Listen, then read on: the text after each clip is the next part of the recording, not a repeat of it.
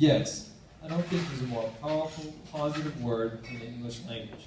We also know other terms such as all right, okay, sure, uh-huh, I'm down with that, and where Dr. Hines comes from, do cows have 4 legs and go moo? It doesn't matter how you say it. It's an affirmative answer that can make someone's day, change lives, and even change the world. President Kennedy asked a group of scientists and engineers, can he get us to the moon? They said yes. I'm not sure after that meeting they didn't all just look at each other and say, oh my God, what have we agreed to? Now, it wasn't smooth sailing for them. There were a few explosions with test rockets along the way, but we all know they did. The power of yes helped them achieve what most thought was impossible. Here in our corner of the world, I believe the power of yes has helped to transform Kent Hospital and helped place it on its current path. When I was Assistant Chief of Medicine, Dr. Dacey asked me, what kind of project do you like to work on? I told him I thought we should have an internal medicine residency at Kent. He said yes. Dr. Dacey completed the roughly 100-page application, and at a meeting with he and Dr. Gates, I asked, who's going to run this thing? They both looked at me and said, you, right? Immediately I thought, I have 4 daughters, I have a full-time practice, several commitments, and barely enough time to cut my own grass. So of course I said yes.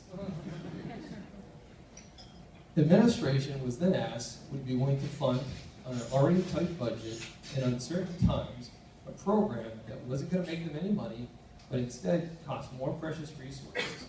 They saw the possibilities and they said yes. Over the next year, several people were involved in developing the program before we could even consider asking anyone to further their training as an intern at Kent. I was met with mostly yes and an occasional no. About a year later, we started recruitment and met several bright young student doctors. Autumn, Chris, and Chris were at the top of our list. They were asked, are you willing to be the inaugural class of internal medicine residents at Kent? These 3 great doctors had a lot of choices, but they chose to say yes to Kent. As a result, we have before us 3 new, and without exception, outstanding young physicians. They have led the way for our program to be ranked 15th, the 15th percentile in the country on our in-service exams, and also helped us score 133 points out of a possible 133 points on our recent and first national inspection. Dr. Palmer was asked to be chief resident, and he said yes. Chris has an understated way about him. Recently, when Dr. Hines made a nice comment to me about precepting the internal medicine clinic, Chris just looked at me and said, you're adequate. I was deeply touched.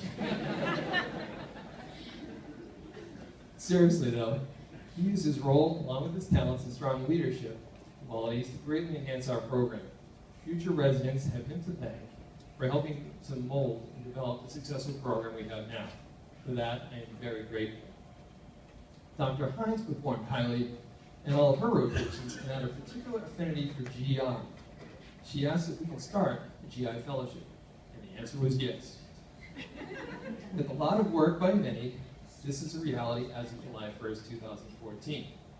When I asked her, aren't you getting tired of hearing, I'm constipated, I have diarrhea, she enthusiastically told me, I love it. And to that I say, to each his own. Dr. Peters demonstrated not only an affinity, but a gift for traditional internal medicine.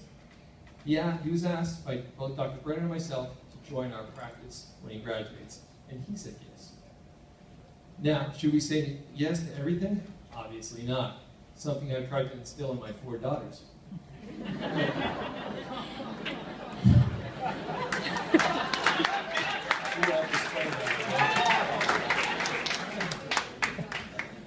But try saying yes when you can, even when you're not sure what will happen. The question may be as simple as, do you want to build a snowman? It doesn't have to be a snowman. You might have a positive alternative. Now, if you guys saw Frozen, that would kill this room.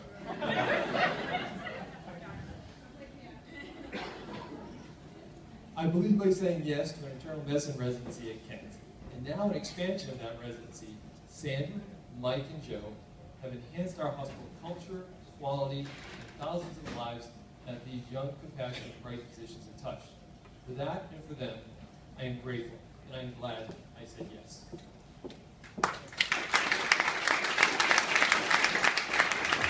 So now let's get on to the graduates.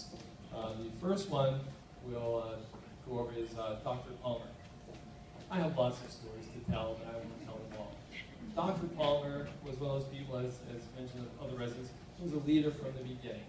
And he does have an understated way, but you can always look to him for an honest answer. What do you think of this, Chris? No, that's lame. And that's all I do.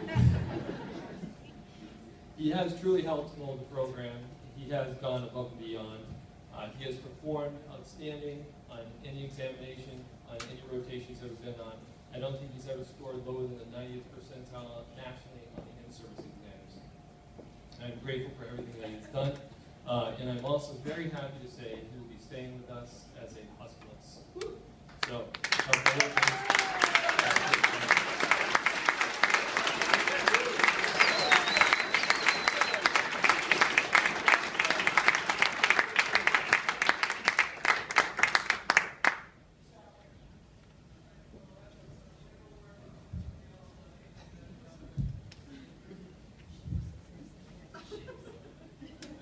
he's wearing a tie. That's a wonderful thing.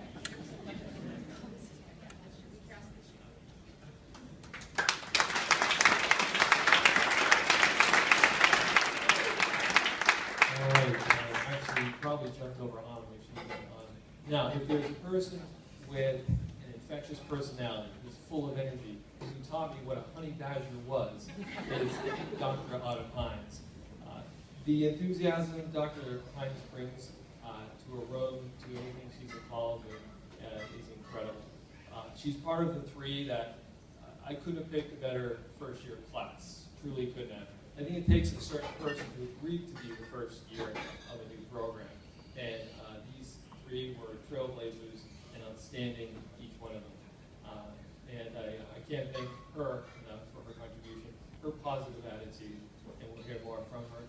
She's one of our first GI fellows. Please congratulate Dr. Autumn Hines.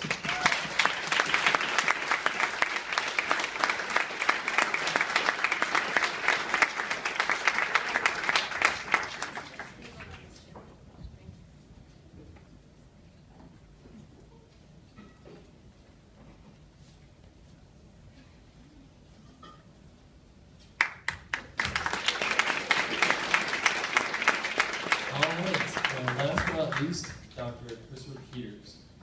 Dr. Peters, from the get-go, scored very highly in everything that he came across. He impressed everyone. I was told by some surgeons he's a rock star. And to get that off some of the surgeons from about a medicine person, that's something. Dr. Peters, on his evaluations in the first year, scored so high I thought he couldn't outdo it. But before he graduated, I looked at all the graphs, and he actually improved every year. He just squeaked it up, and so he's continued to improve where I just thought he couldn't. He originally was misguided and wanted to be a cardiologist. I felt he was wrong. I had him come and hang out with us in the office to see what primary care was like, outpatient internal medicine, and classic internal medicine where he goes to the hospital still. And thankfully, both Dr. Byrne and I invited him in, and he agreed to say yes. Dr. Peters will be our third partner. Please congratulate Dr. Peters.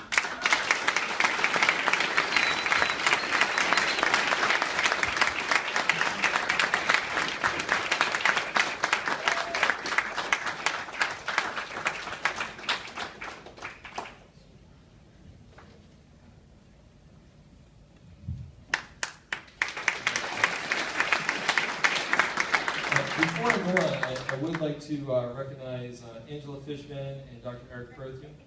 I'm not going to do that. I'm going to...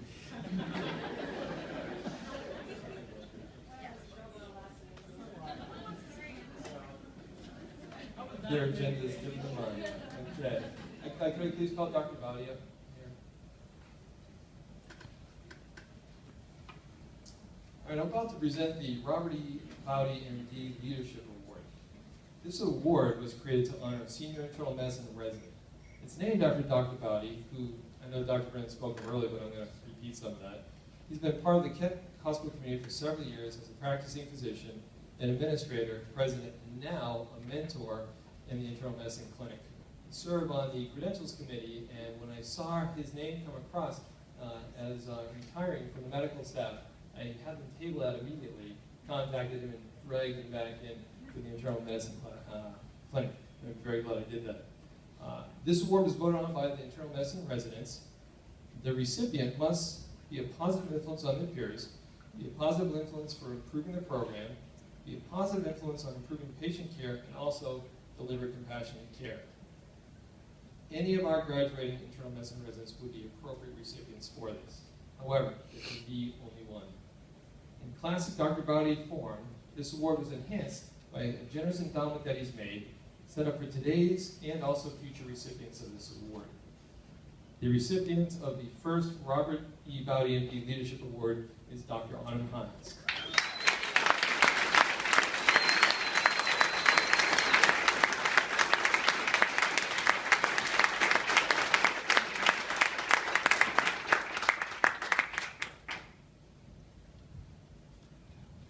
I'd like Autumn to stay, and I'd like to invite Dr. Peters up here to present the Attending of the Year Award for Internal Medicine.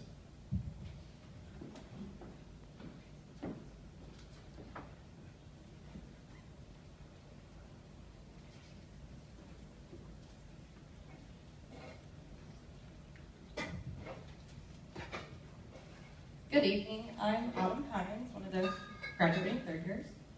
I'm Chris Peters. And we're engaged.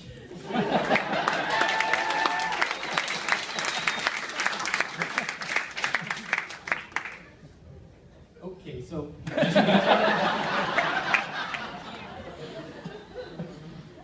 we're here to present the award for Internal Medicine Teaching Attending of the Year.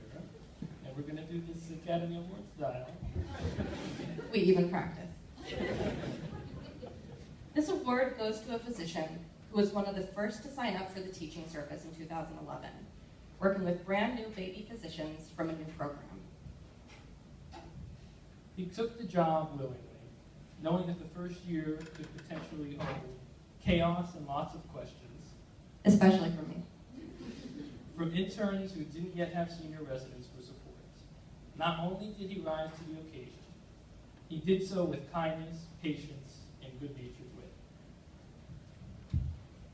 He watched us grow from needy interns who paged him to check and double-check our diagnoses, just to make sure we didn't kill anyone, to senior residents who functioned with skill and ease of a well-oiled machine.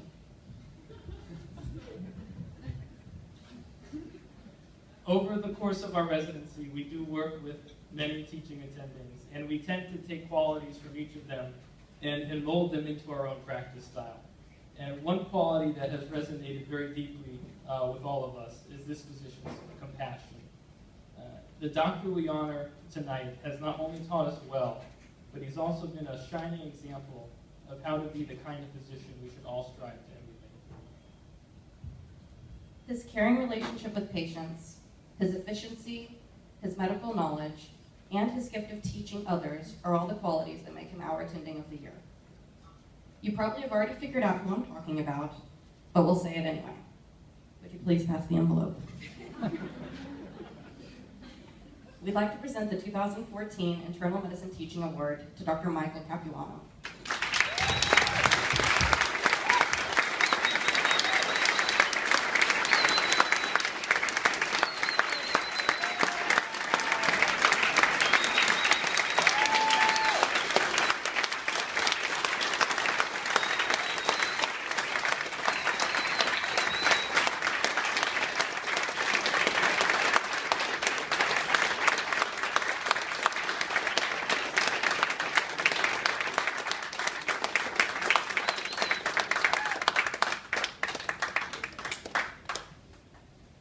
Capuano, on behalf of all the internal medicine residents and our future patients, we thank you. We're so grateful we've had your guidance, your friendship, and we hope you look at us as colleagues in the future.